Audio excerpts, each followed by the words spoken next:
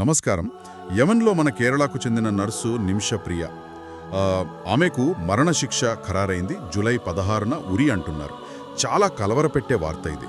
అవును, ఇది చాలా ఆందోళనకరమైన విషయం. అసలు మన ప్రభుత్వం ఎందుకు ఆమెను వెనక్కి తీసుకురాలేకపోతుంది? ఎందుకింత కాంప్లికేటెడ్ అయింది ఈ కేసు? దీని గురించి కొంచెం వివరంగా మాట్లాడుకుందాం.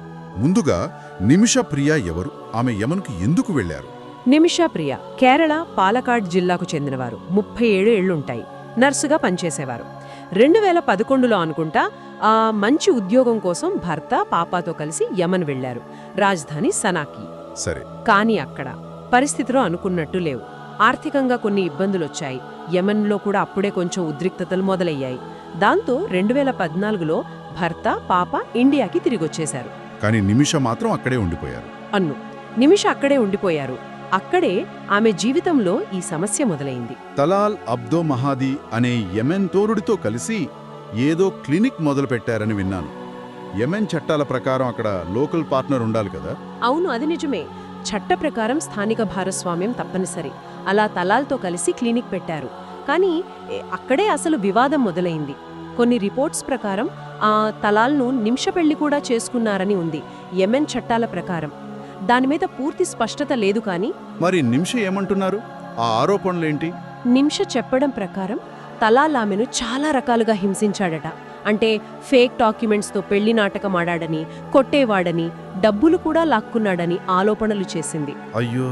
అంతేకాదు, తుపాకీతో బెదిరించడం, పాస్పోర్ట్ లాక్కొని ఇండియా వెళ్లకుండా ఆపడం, ఇలాంటివి చాలా జరిగాయని ఆమె చెప్పింది. చివరికి డ్రగ్స్ ఇచ్చి కంట్రోల్ చేయాలని కూడా చూశాడట. ఇంత జరుగుతుంటే స్థానిక అధికారులకు ఫిర్యాదు చేయలేదా? చేసింది, కానీ ఫలితం లేకపోయింది. పైగా ఆమెనే అరెస్ట్ చేశారని కూడా వార్తలొచ్చాయి. అలాగా? సరే, ఇంతకీ ఈ కేసు హత్య వరకు ఎలా వెళ్ళింది? 2017లో ఏం జరిగింది అసలు? నిమిష చెప్పిన దాని ప్రకారం తలాల్ బారి నుంచి తప్పించుకోవడానికి, తన పాస్పోర్ట్ తిరిగి తీసుకోవడానికి ఆమె అతనికి కొన్ని నిద్రమాత్రలు ఇచ్చింది. బహుశా స్పృహ తప్పినప్పుడు పాస్పోర్ట్ తీసుకోవచ్చని అనుకొనుండొచ్చు. ఓ! కాని ఆ డోస్ ఎక్కువైపోయి తలాల్ చనిపోయాడు. చనిపోయాడా? అంటే అనుకోకుండా జరిగిందా? ఆమె చెప్పడం ప్రకారమైతే అనుకోకుండానే జరిగింది. కాని ఆ తర్వాత జరిగింది మరింత దారుణం.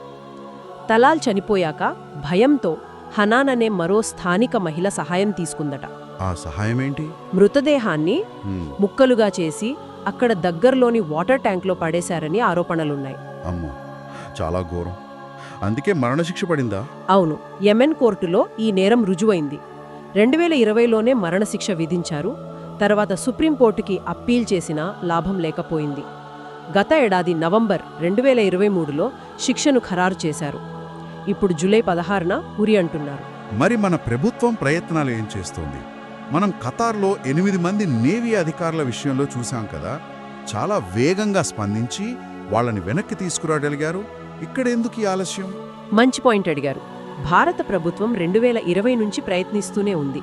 నిమిష కుటుంబంతో టచ్లో ఉన్నారు. యెమెన్ అధికారులతో మాట్లాడుతున్నారు. నిమిష తల్లి ప్రేమకుమారి గారైతే యెమెన్లోనే ఉండి చాలా ప్రయత్నాలు చేస్తున్నారు. కానీ ఖతార్కి యెమెన్కి చాలా తేడా ఉంది. ఖతార్తో మనకి మంచి దౌత్య సంబంధాలున్నాయి. నేరుగా ప్రభుత్వంతో మాట్లాడగలిగాం. యెమెన్లో పరిస్థితి అది కాదు. యెమెన్లో ఏంటి సమస్య? అక్కడ ప్రభుత్వంతో మాట్లాడలేమా? సమస్య ఏంటంటే యెమెన్ రాజధాని సనా, అక్కడి కోర్టులు ఇవన్నీ ఇప్పుడు హౌతీ తిరుగుబాటుదారుల కంట్రోల్లో ఉన్నాయి. హౌతీలా అంటే? వాళ్ళు ఇరాన్ సపోర్టున్న ఒక గ్రూప్. అంతర్జాతీయంగా గుర్తింపు పొందిన యెమెన్ ప్రభుత్వంతోనే మనకు అధికారిక సంబంధాలున్నాయి. ఈ హౌతీ గ్రూప్తో మనకు డైరెక్ట్ కాంటాక్ట్స్ అంటే దౌత్యపరమైన సంబంధాలు లేవు. ఓ, అంటే నిమిషం ఉన్న ప్రాంతం, ఆమె కేసు విచారించిన కోర్టులు ఇవన్నీ మనం అధికారికంగా డీల్ చేయలేని గ్రూప్ కంట్రోల్లో ఉన్నాయన్నమాట. కరెక్ట్. ఇంకా చెప్పాలంటే నిమిష మరణశిక్షను చివరిగా ఖరారు చేసింది కూడా ఈ హౌతీల supreme political council head Mahdi అల్ మషద్ అనే వ్యక్తి. అంటే పరిస్థితి చాలా సంక్లిష్టంగా ఉంది. దౌత్య మార్గాలు దాదాపు మూసుకుపోయినట్టేనా? మరి ఆమెను కాపాడే మార్గమే లేదా? ప్రస్తుతానికి ఉన్న ఒకే ఒక ఆశ, అది షరియా చట్టంలో ఉన్న ఒక వెసులుబాటు. షరియా చట్టమా? ఏంటది? షరియా చట్టం ప్రకారం హత్యకు గురైన వ్యక్తి కుటుంబ సభ్యులు గనక హంతకుడిని క్షమిస్తే మరణశిక్ష రద్దవుతుంది. క్షమిస్తే సరిపోతుందా? క్షమించడంతో పాటు సాధారణంగా పెద్ద మొత్తంలో పరిహారం కూడా చెల్లించాల్సి ఉంటుంది. దీన్నే బ్లడ్ మనీ అంటారు. నిమిష విషయంలో ఈ బ్లడ్ మనీ సుమారు $1 మిలియన్ అని అంచనా. అంటే మన డబ్బుల్లో దాదాపు 8.3 కోట్ల రూపాయలు. 8 కోట్ల, చాలా పెద్ద మొత్తం. ఈ డబ్బు ఎవరు సమకూరుస్తారు? తలాల్ కుటుంబం క్షమించడానికి ఒప్పుకుంటుందా అసలు? దీనికోసం సేవ్ నిమిష ప్రియ ఇంటర్నేషనల్ యాక్షన్ కౌన్సిల్ అనే ఒక సంస్థ ఏర్పాటైంది. వాళ్లు ప్రపంచవ్యాప్తంగా విరాళాలు సేకరిస్తున్నారు. అలాగే శామ్యూల్ జెరోమ్ అనే ఒక వ్యక్తి మధ్యవర్తిగా ఉండి తలాల్ కుటుంబంతో చర్చలు జరుపుతున్నారు. చర్చలు జరుగుతున్నాయా? మరేమైంది? అదే ఇప్పుడు పెద్ద సవాలు. తలాల్ కుటుంబం ఆ డబ్బు తీసుకుని నిమిషను క్షమించడానికి సిద్ధంగా ఉందా లేదా అన్నదే కీలకం. ఇప్పటివరకు అయితే వాళ్లు అంత సుముఖంగా లేరనే సమాచారం ఉంది. అంటే అటు దౌత్యపరంగా అడ్డంకులు, ఇటు ఈ బ్లడ్ మనీ విషయంలో అనిశ్చితి.